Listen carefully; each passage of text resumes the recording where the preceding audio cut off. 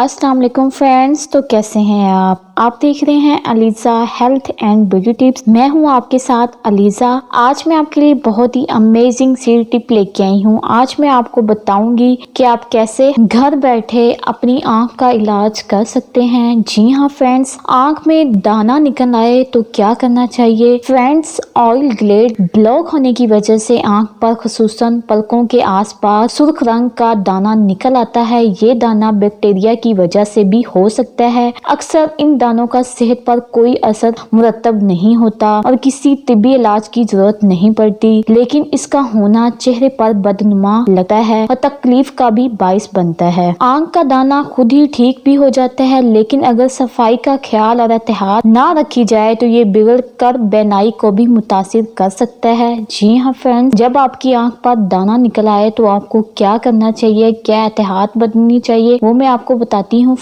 Friends, मेरे इस channel को सब्सक्राइब कर लें और साथ ही बेल आइकन को क्लिक कर दें ताकि मेरी आने वाली हर नई वीडियो सबसे पहले आप तक पहुंचती रहे।